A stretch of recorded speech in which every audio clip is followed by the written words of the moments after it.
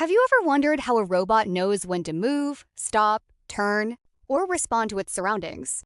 The answer is often a microcontroller. Welcome to my channel, Science with a Touch of Hugot. Let's explore! Discover short stories and discover ourselves. A microcontroller is a small computer built into a single integrated circuit. It contains the essential parts needed to control electronic devices, such as a processor, memory, and input and output connections. In simple words, a microcontroller is like the brain of an electronic system. Today, let's discover how this tiny device controls the technology around us. What is a microcontroller?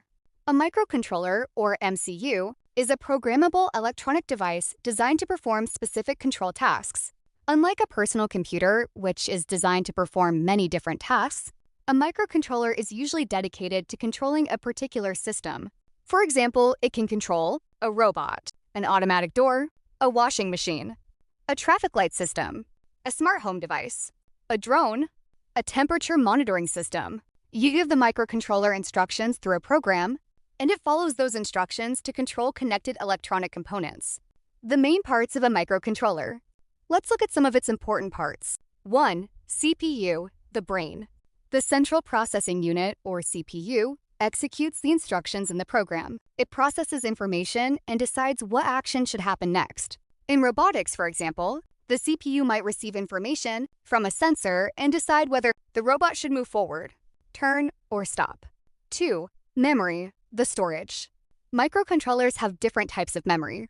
Program memory stores the instructions that the microcontroller needs to execute. RAM, or random access memory, temporarily stores data while the program is running. Think of memory as the microcontroller's workspace and notebook. 3. Inputs. Inputs allow the microcontroller to receive information from the outside world. Examples include push buttons, temperature sensors, ultrasonic sensors, light sensors, motion sensors. For example, an ultrasonic sensor can tell the microcontroller that an object is nearby. 4. Outputs. Outputs allow the microcontroller to control other components. Examples include LEDs, buzzers, motors, relays, displays. So the basic process is input, processing, output. A sensor provides information. The microcontroller processes that information. Then it sends a command to an output device. Microcontrollers in robotics. In robotics, the microcontroller acts as the robot's control center. Imagine a line-following robot. Its sensors detect the black line on the floor. The microcontroller receives those sensor readings. It processes the information and determines what the motors should do. Then it sends signals to the motor driver. The motors move the robot in the correct direction. So the process becomes sensors, microcontroller, motor driver, motors. Without the controller, the robot would have sensors and motors, but it wouldn't know how to coordinate them. Example, Arduino. One popular platform used for learning microcontrollers is Arduino. An Arduino board contains a microcontroller and provides convenient connections for sensors, LEDs, motors, and other components. You can write a program, upload it to the board, and let the microcontroller execute those instructions. For example, you can program an Arduino to, when the sensor detects an object, turn on the LED. The microcontroller continuously checks the sensor, processes the information, and controls the LED. Microcontroller versus microprocessor. These two terms sound similar, but they are not exactly the same.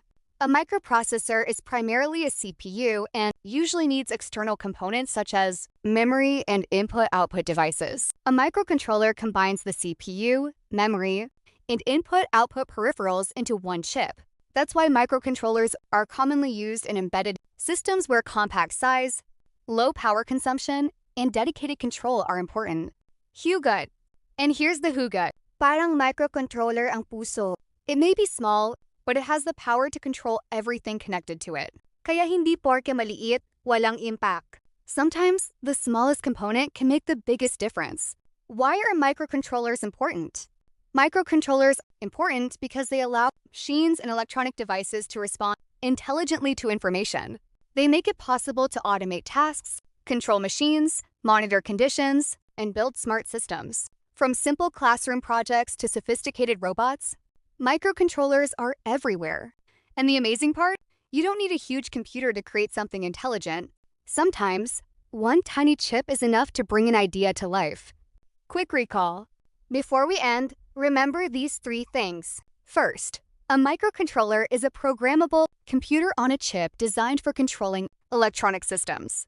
Second, it receives information through inputs, processes that information, and controls outputs. Third, in robotics, the microcontroller serves as the central control unit that coordinates sensors, actuators, and other components. So remember, input, process, output. That simple concept is at the heart of many smart devices. A microcontroller may look like just a tiny chip, but inside that tiny package is the ability to process instructions, respond to information, and control the physical world. In robotics, electronics, automation, and smart technology, the microcontroller is one of the key components that turns programming into action. And maybe that's the real lesson. You don't have to be big to make things happen. Sometimes even something as small as a microcontroller can become the brain behind something extraordinary. Until our next science and robotics lesson, keep learning, keep building, and keep creating. Thank you for learning with me today. Remember, biggest classroom. Don't forget to subscribe for more lessons. Keep finding the Hugot in every day. See you in the next lesson.